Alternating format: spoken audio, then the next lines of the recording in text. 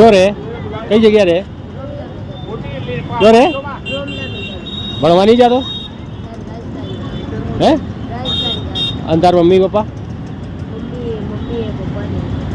તો તાર પપ્પા કયો મમ્મી કયો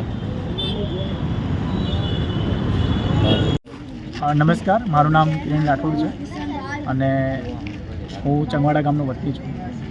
આજે અમે પાલનપુર શહેરની ઝૂંપડપટ્ટી એટલે કે રામલીલા મેદાન અને સૂર્યમંદિર સિનેમાની સામે જે ઝૂંપડપટ્ટી વિસ્તારના બાળકો છે એમને આજે જિલ્લાના કલેક્ટર સાહેબ એટલે કે ડિસ્ટ્રિક્ટ મેજિસ્ટ્રેટ શ્રી મિહિરભાઈ પટેલ સાહેબ એમની ઓફિસની મુલાકાતે લાવ્યા છે.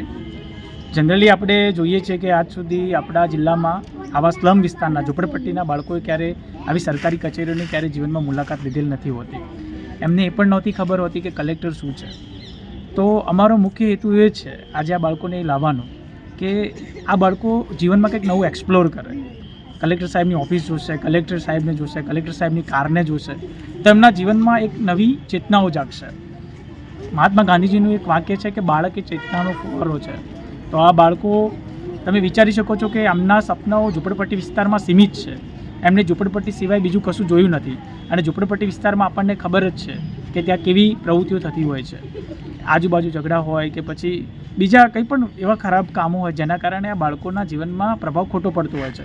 તો અમારો હેતુ એ છે કે આ બાળકો આજે કલેક્ટર સાહેબની ઓફિસ વિઝિટ કરે, સાથે સાથે પોતાના જીવનમાં એક નવા સપનાનું સિંચન કરે કે આવું કંઈક હોય છે અને આના માટે કંઈક કરી શકાય છે. આ બાળકો માટે ઉડાન ફાઉન્ડેશન દ્વારા રવિવાર શાળા ચલાવવામાં આવે છે. ઉડાન ફાઉન્ડેશન છેલ્લા 8 વર્ષથી કાર્યરત છે અને ઉડાન કોઈ એક વ્યક્તિ દ્વારા નહીં પણ ઉડાન સમગ્ર પાલનપુરના 9 યુવાનો દ્વારા ચલાવવામાં આવે છે. જે આ બધા યુવાનો છે એ સોશિયલ મીડિયામાં સમય પસાર કર્યા વગર દર રવિવારે આ બાળકોને 4-4 કલાક ભણાવે છે અને અત્યાર સુધી ઉડાન ફાઉન્ડેશન દ્વારા આ બાળકો માટે ઘણા બધા કાર્યક્રમો કરવામાં આવ્યા છે, જેમાં અંબાજી માતાનો પ્રવાસ જે આ બનાસકાંઠા જિલ્લાના ઇતિહાસમાં પ્રથમવાર છે. આ બાળકોએ 5 સ્ટાર હોટલમાં જમણવાર કરેલો છે. આ બાળકોએ બનાસ ડેરીની મુલાકાત લીધેલી છે. તેમજ આ બાળકોએ પ્રથમવાર પોતાના જીવનમાં કોઈ મૂવી જોયું હશે અને આજે લગભગ મારા ખ્યાલ પ્રમાણે ઝૂંપડપટ્ટી વિસ્તારના આ ઐતિહાસિક દિવસ પણ કહી શકાય, કેમ કે ઇતિહાસમાં પ્રથમવાર આવા બાળકો કલેક્ટર સાહેબની ઓફિસની મુલાકાત લેશે. તમે જે સ્લમ વિસ્તારમાંથી બાળકોને અહીંયા કલેક્ટર કચેરીમાં અહીંયા મુલાકાતે લાવ્યા છો, એમાંના અમુક માતા પિતા પોતાના આવા નાના ભૂલકાઓ પાસે બજારમાં ભીખ પણ મંગાવતા હોય છે. તો એવા માતા પિતાઓ પોતાના બાળકોને એવી રીતે ટ્રીટ ના કરીને પ્રોપર વેમાં એજ્યુકેશન આપે એ માટે તમે શું તમારા કાર્યક્રમો હોઈ શકે છે? અત્યારે આ બાળકો છે જનરલી એવા કાર્યો કરતા નથી. પહેલાં કદાચ થતું હશે પણ છેલ્લા અમારા પ્રયત્નોથી 2, 2.5, 3 વર્ષ 4 વર્ષથી આ બાળકોમાં ઘણું પરિવર્તન આવ્યું છે. આ બાળકો શાળા તરફ વળ્યા છે, ભણે છે અને એમના માતા પિતા પણ સપોર્ટિવ બન્યા છે. તો આ બાળકો લગભગ એમના જીવનમાં નવી નવી જિજ્ઞાસાઓ ઉત્પન્ન કરી રહ્યા છે. આ બાળકોને દર રવિવારના અમારે બોલાવવા જવું નથી પડતું. આ બાળકો 4 કલાક ભણે છે, સાથે સાથે સ્કૂલ તરફ વળ્યા છે અને હવે અમારો હેતુ એવું છે કે આ બાળકો જીવનમાં રોજગારલક્ષી ઘણા બધા એવા સરકારશ્રીના પણ કાર્યક્રમો હોય છે જેના અંદર ભાગ લે અને કંઈક શીખે અને પોતાના જીવનમાં એક સારું પગથિયું કરી શકે. અને આપણને ખ્યાલ છે કે અમે આ બાળકોને સ્ટાર તો નહીં બનાવી શકીએ પણ એમના જીવનમાં એક નવા સપનાઓનું સિંચન કરી શકીશું જેનાથી માનવતાના જે નૈતિક મૂલ્યો છે એ શીખી શકશે. આ બાળકો જે સ્લમ વિસ્તારમાં રહે છે ત્યાંની જે રહેવાની વ્યવસ્થાઓ છે એ ઘણી ટિપિકલ છે. તેમને ના વ્યવસ્થિત સારું અને શુદ્ધ પાણી કે ખોરાક કે પછી વ્યવસ્થિત રહી પણ નથી શકતા. સરકારે એ લોકો માટે ઘણા બધા રાજીવ આવાસ યોજના જેવા મકાનો બનાવ્યા છે અને એ લોકો ત્યાં આગળ શિફ્ટ થાય, સારું જીવન જીવી શકે, સારા ઘરમાં રહી શકે એ માટે તમારા કોઈ પ્રયત્નો ખરા?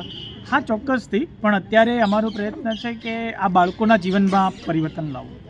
તો અમારો સૌથી મોટો ઉદ્દેશ એ છે અત્યારે કે આ બાળકો કંઈક નવું શીખશે. લાઈક આ બાળકોને આજે કલેક્ટર સાહેબની ઓફિસે લાવ્યા છીએ તો આ બાળકો પહેલીવાર કલેક્ટર સાહેબની ઓફિસ જોશે.